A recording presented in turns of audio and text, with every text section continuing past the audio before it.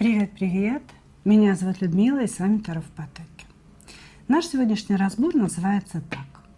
Что он демонстрирует в вашу сторону, а что действительно чувствует. И у нас с вами будет 3 позиции. Загадывайте ваших мужчин. Для начала, мы, как обычно, сделаем сигнификацию. Сегодня просигнифицируем отношения между вами. Что между вами, чтобы вы узнали своего мужчину. Значит, после этого делаем сравнительные характеристики. Что он демонстрирует, с одной стороны, какие чувства, поведение, в вашу сторону, а что он чувствует на самом деле. Ну что, поехали. Будет интересно. Единички. Приветствую вас. Что между вами? Угу.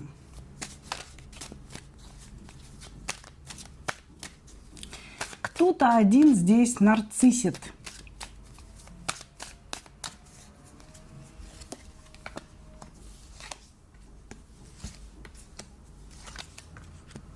Угу.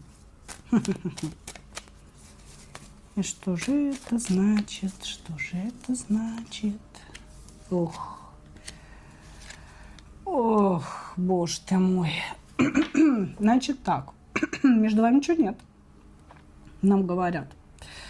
Значит, между вами ничего нет, и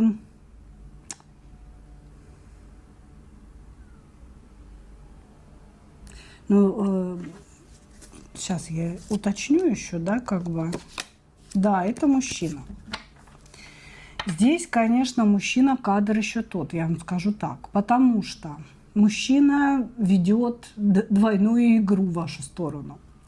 Он то начинает проявляться по рыцарю жезлов, то есть не оставлять вам никакого выбора. Вот он я, вот я там или тебя хочу, или сделай для меня что-то, или я в тебе очень сильно нуждаюсь. То есть здесь мужчина может сначала проявлять какой-то глобальный интерес в вашу сторону, потом наступает какой-то момент, и он полностью отворачивается, делает вид, что вы ему нафиг не сдались, и между вами ничего нет и так далее. Это могут быть отношения на работе с коллегой, потому что здесь четко говорится о том, что отношений нет, и, скорее всего, их не было еще. Эти все отношения – это все какая-то такая иллюзия, фантазия, некоторые такие внутренние представления ваши о нем, внутреннее представление его о вас, которые еще не вышли в какую-то реальную материальную плоскость. Значит, здесь или коллеги по работе, или друзья, или еще какие-то такие, люди, которые косвенно как-то соприкасаются друг с другом. И здесь мужчина, это, конечно, просто его поведение, оно вызывает и улыбку, и множество вопросов. Потому что сначала проявление, я не говорю, что это прям любовное проявление. У кого-то любовное, у кого-то предложение суетия, было.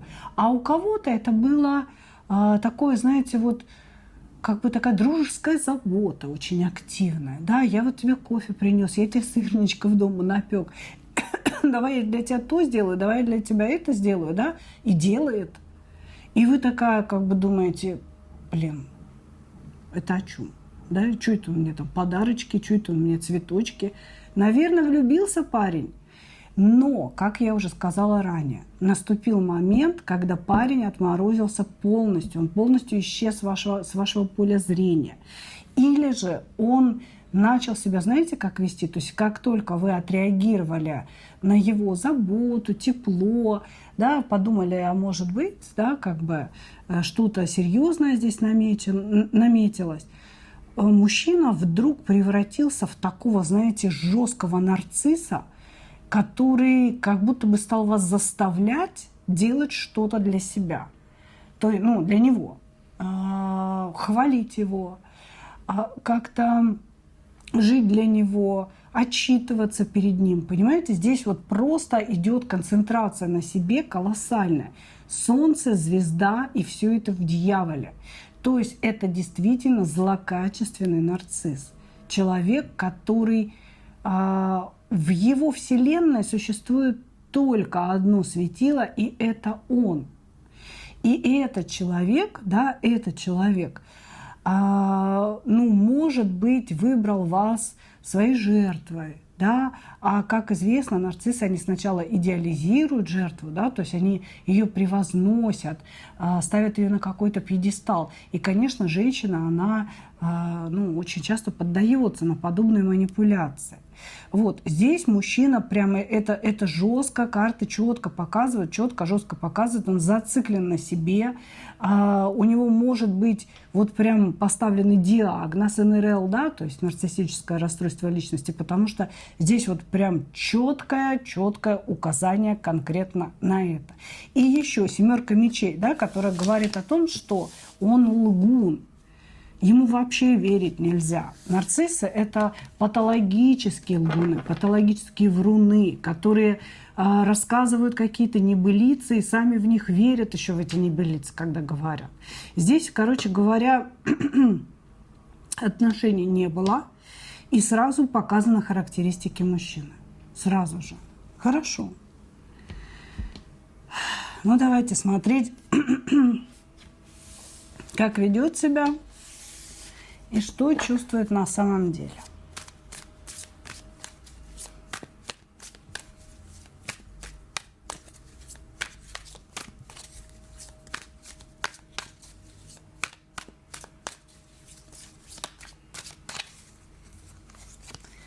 Как он проявляется к вам, ну понятно. Токсичной своей стороной, токсичным солнышком и проявляется, но на крючке вас хочет держать. Что чувствует на самом деле?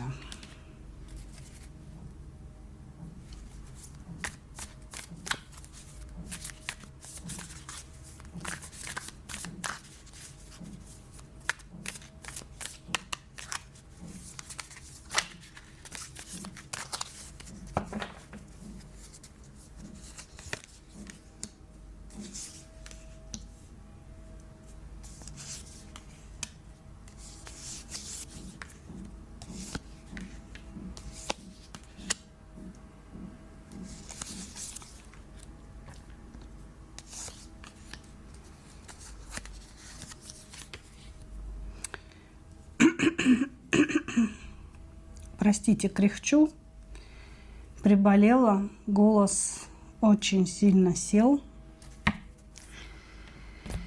поэтому как-то так. Значит, смотрите, как он проявляется. Как и проявляются нарциссы. То довел вас до состояния веры в себя, как говорится, да, то есть вы были и уникальной, вы были единственной, вы были самой любимой, вы были той самой императрицей на всей земле одной. И мужчина всячески или говорил вам об этом, или проявлял себя так, то есть показывал действиями, что вот вы просто ему офигительно как нужны. Значит, но на сегодняшний момент наступил уже совершенно другой этап. Да? То есть как бы это было и прошло, как правило, безвозвратно. Да, такой маневр нарцисс повторяет только в одном случае, когда жертву нужно вернуть к себе. Так вот, на сегодня, как он себя проявляет в вашу сторону, что он показывает? Он показывает себя настоящего. Первая ипостась – это жертва. Вы виноваты во всем. Человек обвиняет вас в том, что было, то, что не было. В том, что вы преувеличили какие-то свои чувства. И вообще, почему здесь должны быть ваши чувства, когда во главу угла ставится он и его чувства. Вот. Значит, человек показывает какое-то свое фи. Вот прям фи. Здесь реально может быть блокировка, какие-то слова, сказанные очень резкие в вашу сторону. Ему что-то не нравится. То вы ему нравились прямо вся, а теперь оказалось, что у вас там попа слишком толстая, этот купальник вам не идет и так далее. И вообще это не твой цвет, не носи. Да? Что-то в этом роде. Вот, значит, человек показывает какое-то явно негативное отношение к вам, которое призвано вас продавить, проверить, насколько вы уже сидите на этом крючке эмоциональном, да, и на что вы готовы. То есть, что вы готовы терпеть от него, проверяет сейчас этот мужчина. Поведение здесь, оно негативное, но оно очень разное. Понимаете? То он здесь ведет себя как шут-дурак, да, типа ничего не произошло, что-то там выдумала и так далее, с легкостью появляется в вашей жизни, может быть, куда-то вас приглашает, или если это работа, то есть он делает вид, что не было никакой ссоры, никаких оскорбительных слов в вашу сторону или оскорбительного поведения. Вот все нормально, да, все нормально, что-то как бы, что вообще за проблема? Вот. Потом человек опять начинает как-то, знаете, намекать на то, что он о вас думает, что он о вас мечтает. Может быть, говорит, ты мне приснилась, слушай, да, там, Петровна или Васильевна, это если на работе, да, ты же мне приснилась сегодня. Прикинь вообще, да, как бы здесь идет демонстрация его пренебрежения, но в то же время не отпускание вас. Он сейчас ведет себя в вашу сторону и проявляет, как собака на сене. Ты мне нафиг не нужна, но если ты куда-то повернулась в сторону, смотришь, да, ну-ка быстренько иди обратно. Вот, ты, оказывается, ты мне нужна. Вроде как не нужна, но вот не уходи все равно далеко. Вот, это его проявление, это его проявление. А что же он чувствует на самом деле? А ничего он к вам не чувствует, потому что нарциссы не чувствуют ничего к своим жертвам. И это даже карты очень четко показывают. Процесс идеализации прошел, императрица перевернулась. То есть его представления о вас, как о великой звезде своей жизни, они уже закончились. Он начал вас обесценивать, потому что звезда тут одна. Это он. Понимаете? То есть он как бы временно вас возвышает, чтобы почувствовать свою ничтожность, чтобы почувствовать вот до конца, знаете, вот эти мазохистские штучки внутри себя, пустоту осознать. А потом из этой пустоты монстр начинает появляться, понимаете? И вот он уже появляется сейчас. Что он чувствует? Чувствует колоссальное разочарование в вами, что вы оказались не той императрицей, о которой он там думал, мечтал, нафантазировал себе. Оказывается, она просто человек. Оказывается, у нее есть свои боли, переживания, которые она почему-то хочет мне навязать, как он говорит. Понимаете? Тут может быть еще, знаете, какой фактор? Мужчина с вами флиртовал, вы флиртовали в ответ, все было как-то лайтово, да, а потом вы намекнули или сказали, что ну о чем мы тут с тобой, да, как будто бы мы маленькие, флиртуем-то, может быть, куда-то будем переходить, вот. И вот этот момент перехода, он его как-то, знаете, не то чтобы смутил, разозлил, вот, и сразу вас обесценил. Понимаете, то ли он боится переходить на ступеньку выше, то ли, может быть, так и было задумано у него. Понимаете? Ну, короче говоря, здесь идет обесценивание. Вы оказались человеком, который почему-то живой, который почему-то хочет как-то по-настоящему дружить, по-настоящему чувствовать. И, как он считает, навязываете ему свои чувства, свои ощущения. То, что ему нафиг не надо, вы на него вешаете. Вот так он считает. Вот, значит, что еще здесь по чувствам? Здесь вообще, если честно, нет карт чувств. Нет карт чувств. Единственное здесь чувство к нему самому он испытывает. Он говорит, она разбила мне сердце, она сделала мне больно, она не захотела со мной нянчиться, она не захотела мне сисю давать, кормить меня, поить меня и приласкивать меня как маленького мальчика. Вы, может быть, отказали ему в чем-то, выслушать его очередную жалобу на жизнь. Может быть, вы не подняли трубку поздно ночью.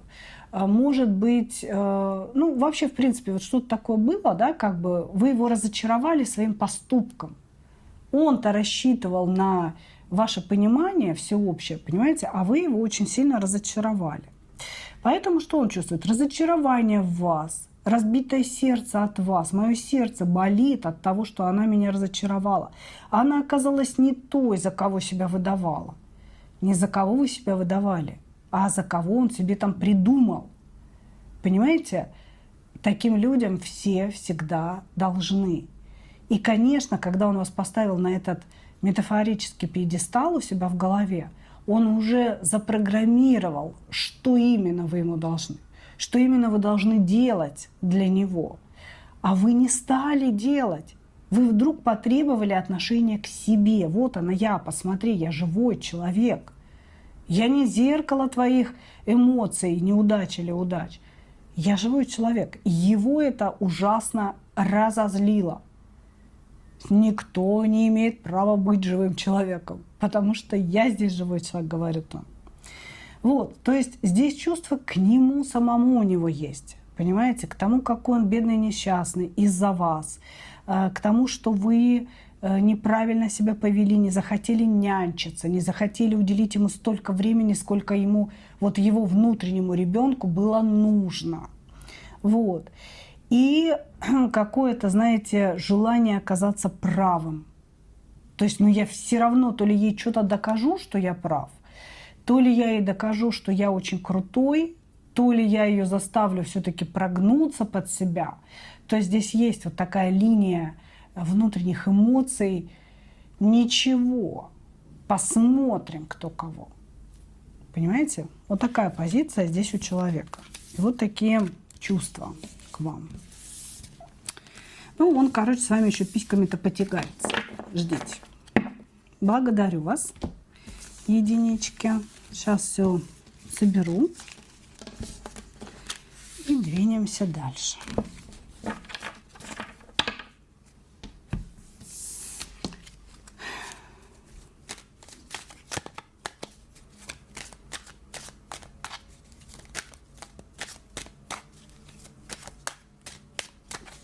Двоечки. Угу.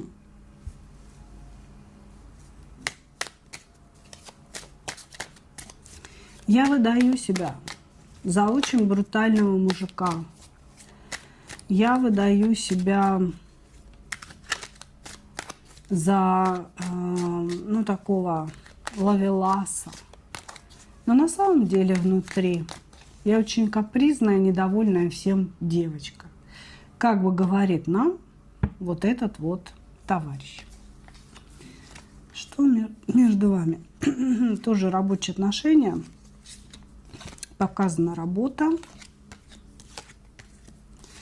У мужчины показана жена. Вы тайная женщина. Да, выбор. То есть здесь вы можете вместе работать, или вы вместе работали, или каким-то образом соприкасались услугами, да, то есть вы ему оказывали, он вам доктор, юрист, менеджер, кто угодно, да, продавец в магазине. Вот, значит, здесь соприкоснулись вы в определенной материальной сфере, да, которая звучит как работа. Мужчина у нас женат, у него есть жена достаточно давно, да, то есть это долгий стабильный брак, в котором все есть. Он для этой жены такой еще один ребенок в семье, мальчик маленький, который такой дурашка, да, который, ну вот, может быть, имеет право вести себя иногда не очень адекватно. Да? То есть, скорее всего, здесь мужчина погуливает не первый раз, и жена, она как-то лояльно к этому относится. Типа, ну, погуливаешь, погуливаешь. Может быть, он ее младше. Вот, значит, вы являетесь тайной женщиной, которая или находится на расстоянии, или у вас тоже есть разница в возрасте. Вы его младше намного, или он вас младше намного. Да? Когда карты нам заявляют разницу в возрасте, это не 1 год и не пару месяцев. Разница в возрасте должна быть ощутима между людьми. Вот. И вы как будто бы его тайные мысли. Может быть, здесь, знаете, какая ситуация? Вы находитесь на расстоянии, когда-то вы вместе работали, и между вами идет любовная переписка какая-то. Началась дружеская, да, а потом закончилась уже тем, что вы там все влюбились. Вот. А дома у него есть жена, стабильность, абсолютно стабильная, отличная от вас жизнь. Или же вы вместе работаете прямо сейчас, да, и между вами идет какое-то такое тайное притяжение, симпатия, флирт, взгляд во взгляд, рука в руке и так далее. Или же даже уже есть какие-то отношения. Но, тем не менее, у мужчины есть стабильная жизнь, которую он не собирается бросать, и вам он это может преподносить как обременение. То есть он может сказать, что я в своем браке как в клетке. Жена заковала меня цепями, да, и я не знаю, что мне делать. И единственная отдушина здесь – это ты. Вот. Как-то так. Здесь очень у мужчины приятное положение, в отличие от вас. То есть ему приятно иметь жену, ему приятно иметь тайную женщину. Вот он как-то себя, знаете, чувствует таким всем, блин, ну, я на коне. Такой вот. Вот, потому что на самом деле его показывает человеком очень разочарованным жизнью, очень недовольным тем, как все сложилось в этой жизни. И поэтому вот эта вот, знаете, иллюзия такая поверхностная, что я кому-то еще нужен, я кому-то еще интересен, для него очень важна. Хорошо, давайте смотреть, что он демонстрирует к вам.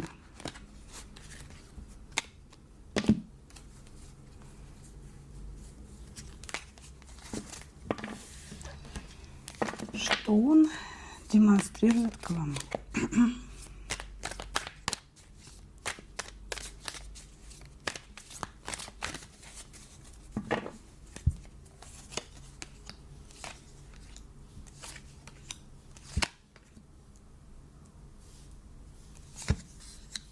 Так, что-то я размахнулась.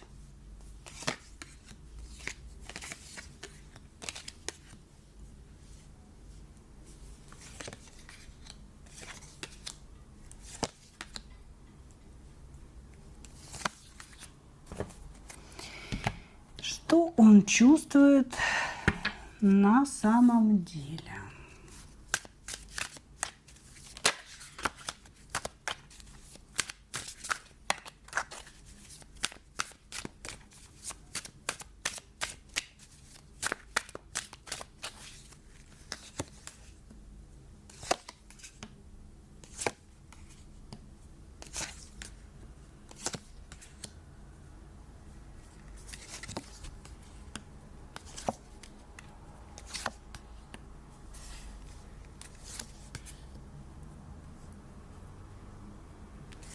Так, что демонстрирует?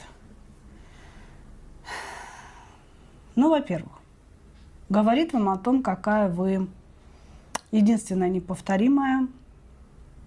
Если бы не жена, если бы не его брак, то он был бы с вами раз и навсегда и так далее. То есть здесь мужчина, который говорит, что ему без вас плохо, что вы его судьба, что вы его единственная любовь в этой жизни. Или он это говорит словами, или он это подразумевает в своих действиях в вашу сторону, всячески выделяя вас, всячески показывая вам, что вот вы та самая императрица, да, та самая императрица, которая ему нужна. Вот, значит, что он еще делает? Иногда человек, ну, то есть здесь ближе, дальше, горячо, холодно. Вот такая игра. Значит, иногда мужчина может или блокировать вас, или как-то, знаете, психовать, обижаться в разговоре и переставать с вами общаться. Здесь идет то очень активное приближение к вам, выделение вас, да, как бы человек показывает, насколько вы важны, насколько вы та самая единственная и так далее, то идет полная блокировка общения. Понимаете? Не показано вообще, что становится причиной этой блокировки, что становится причиной того, что он отходит в сторону.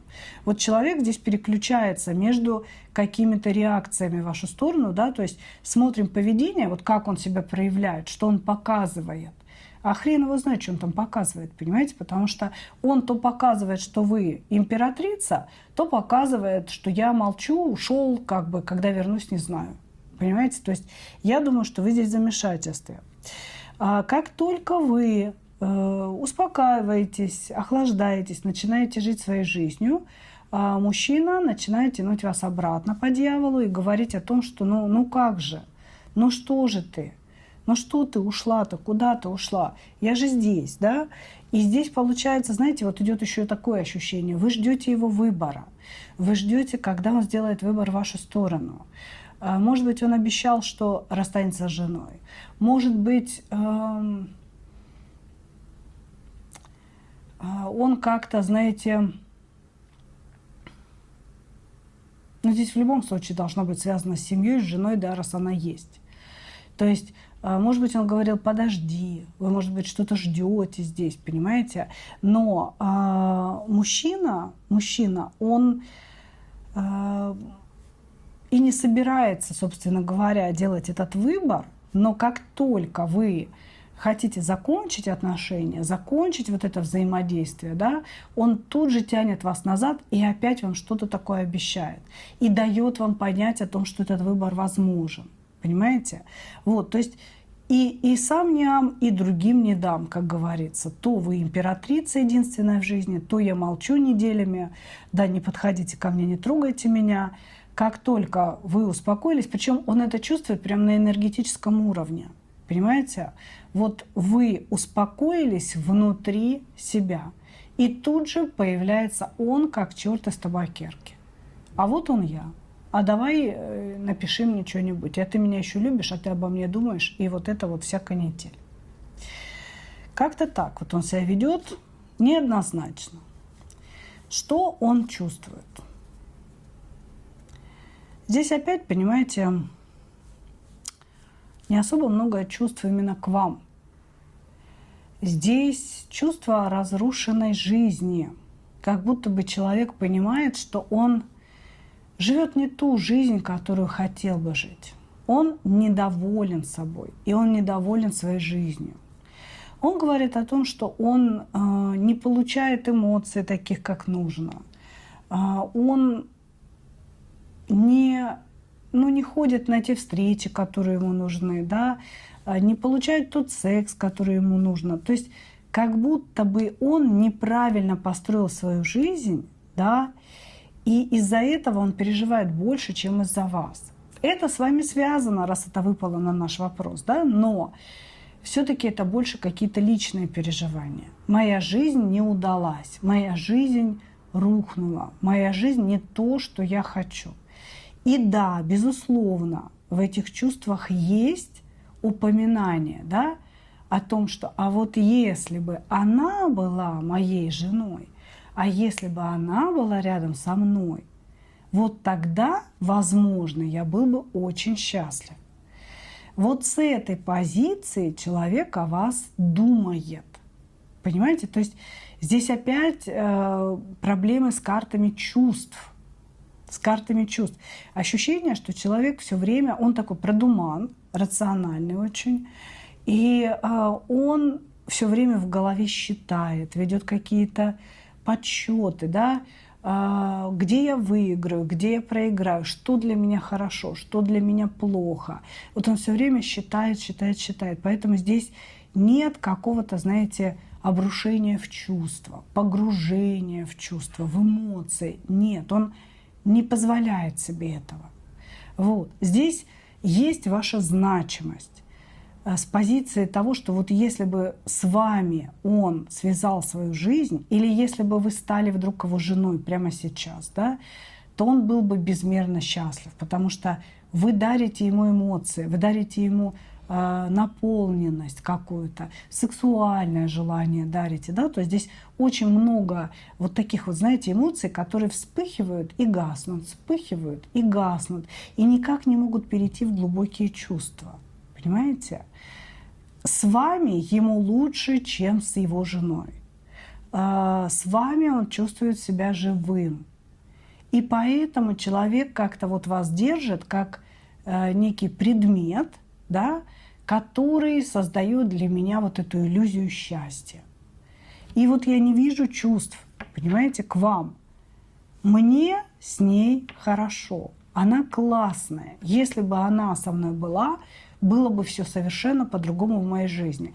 А так я горю из-за того, что моя жизнь, вот она не так собрана, не так создана, как мне бы хотелось. Я сейчас не получаю того, что хочу.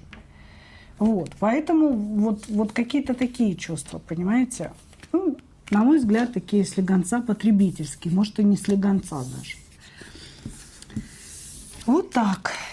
Благодарю вас, мои дорогие. Двигаемся дальше. Позиция номер 3. Кто к нам пришел? Целый пентаклевый король, да еще и перевернутый.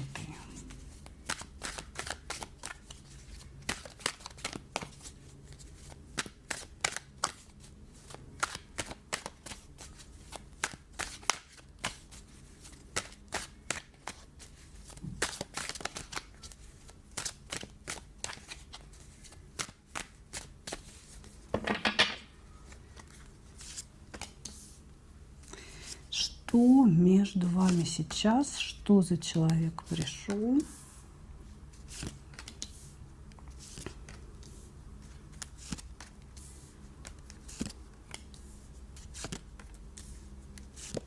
Между вами выход из отношений, разрыв, поругались. Вы здесь, собственно, закрыли какие-то двери, что-то там рубанули. После того, как уличили этого мужчину или в измене, или в обмане.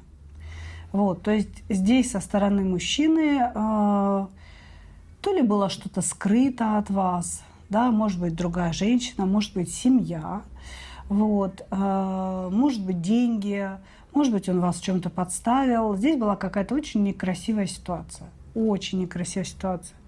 Что у меня чешется все время. Вот. И здесь идет с вашей стороны. Я ушла не глядя, я тебя отрубила одним махом, вообще плевать я на тебя хотела. Можешь не дергаться даже. А здесь могла быть ситуация, когда после того, как вы рубанули, мужчина вам еще писал, да, вспомни, что ты значишь для меня, да, для меня.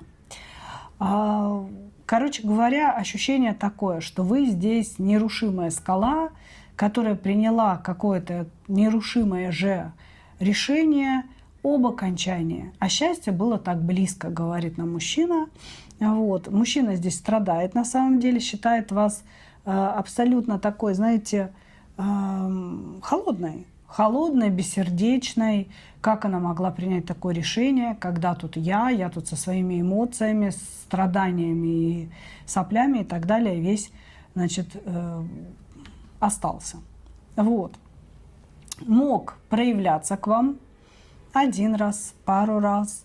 Очень так своеобразно. Да, по пажу Пентаклей это «Привет, спишь? Чё как? Ты как? Да? Не умерла?» Что-то в этом роде. Вот какие-то такие отрывистые, одиночные сообщения, которые вы могли оставить вообще без ответа, без удовлетворения. И вот он как бы опять отошел в сторону. Ощущение такое, что после глобального обмана, после того, как вы человека отрезали, он делает какие-то дергания, попытки в вашу сторону, а вы или не реагируете, или каждый раз ему пишете: идешь ты, пляшешь, шапочкой машешь, да? Вот, значит, и мужчина здесь вот он как-то так, знаете, в позиции я не ухожу и не подхожу. Пытаюсь сделать шаг, но ты меня вот как бы откидываешь, я отхожу в сторону. Но он не отходит от вас все равно. Хорошо. Давайте посмотрим.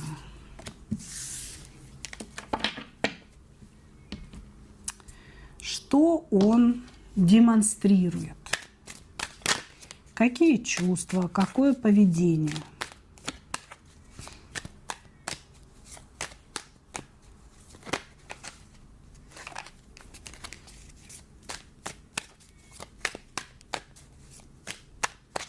Какие чувства и какое поведение?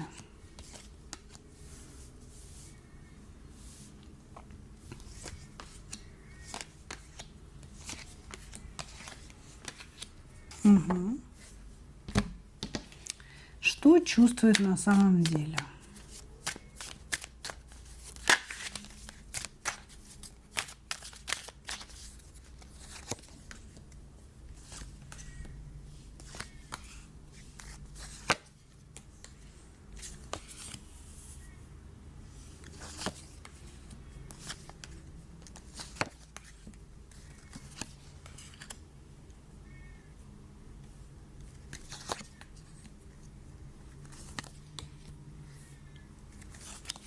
Угу. Так, что он демонстрирует? Ну, первое. Ушла, значит, ушла, между нами точка. Башня перевернулась, не хочешь возвращаться, все как бы мне плевать и так далее. Значит, закрой за мной дверь, я ухожу. Ну, ушел, говорит он. Значит, мужчина демонстрирует, что отношения между вами полностью закончены, что виноваты в этом вы, что он стал другим и пошел в новое. Вы не оценили то, каким другим он стал. А он целым иерофантом стал, понимаете? Пошел в какую-то духовность, в какие-то осознания. Что-то там такое для себя как бы человек понял, вырос, как он считает. Вот. И он такой, знаете, демонстрирует, что я в нашей с тобой ситуации, в нашей с тобой башне, я прав. И вот когда ты это признаешь, можешь прийти, я подумаю. Вот так он демонстрирует. Но по сути все его поведение – это точка, конец, нет никакого возврата в отношения и так далее. То есть мужчина не пишет, перестал вот эти все одиночные сообщения писать, да, может быть, где-то блокировки, просто тишина. Тишина. Его в вашей жизни нет. Но как будто бы на неком энергетическом уровне он вам передает. Как только вы признаете, что он прав полностью, что вы не правы в чем-то, ну, позвоните в волшебный колокольчик, да, и он, конечно же, появится. Вот, далее, что он еще демонстрирует? Что ему с вами было тяжело, может быть, это было сказано в последнем разговоре, что вы очень тяжелый человек, что вас тяжело вынести, у вас какие-то свои представления о жизни, что он вообще вас жалел, возможно, да, что он был с вами вот из какой-то жалости, вас больше никто не подберет и так далее. Здесь могли быть такие слова сказаны. Что вы очень одинока и нафиг никому не нужны, со своим характером дебильным, да. Вот все это человек мог вывалить на вас, да, высказать вам. Ну, как бы, наверное, ожидаю, что вы что-то такое признаете. Вот. И вот смотрите, как интересно. Он здесь делает вид, что между вами все закончилось, при этом все равно сидит на коротком старте, ждет какого-то шанса на проявление. Но шанс на проявление – это когда вы напишете «Прости меня, любимый мой». Понимаете? То есть он ждет от вас, что вы что-то здесь будете признавать. Что-то вот типа «Да, ты был прав, я не права, я плохая, приходи».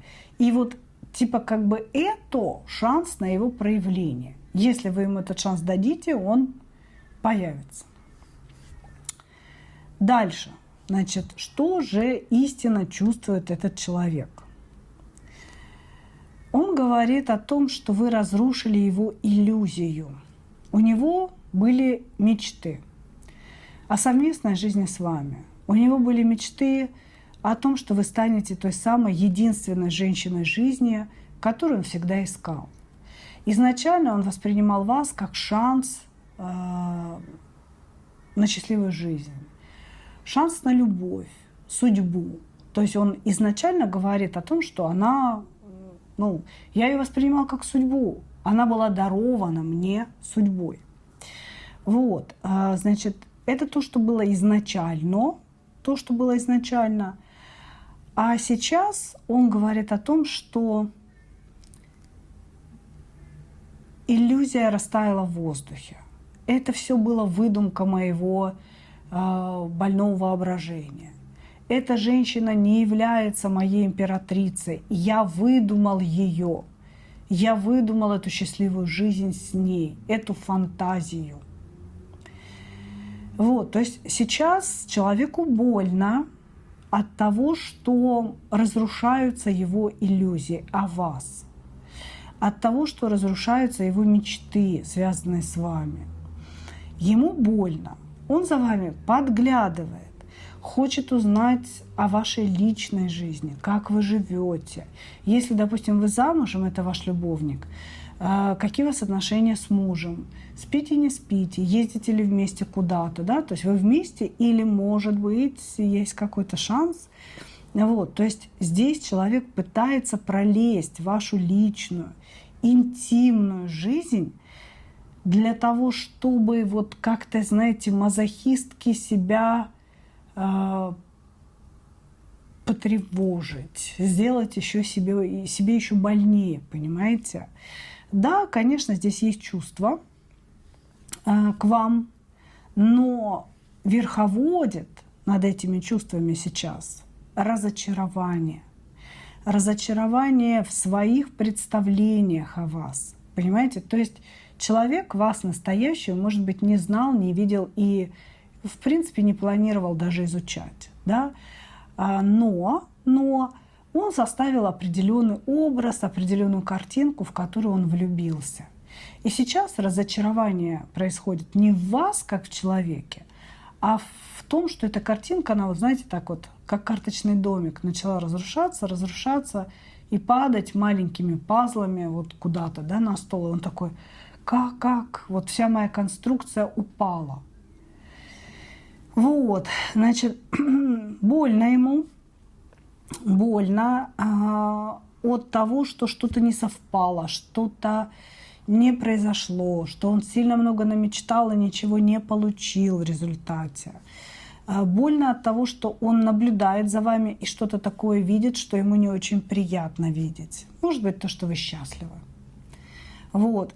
И в глубине себя он держит надежду на то, что то ли вы будете вместе, или на то, что вы дадите ему какой-то шанс, или судьба даст ему какой-то шанс. То есть вот какая-то надежда у него внутри брежет, да, что а вдруг все еще возможно, а вдруг все-таки не все мои мечты будут разрушены, а вдруг она вернется, а вдруг она изменится. То есть вот какие-то а вдруги вот эти, они у него внутри присутствуют.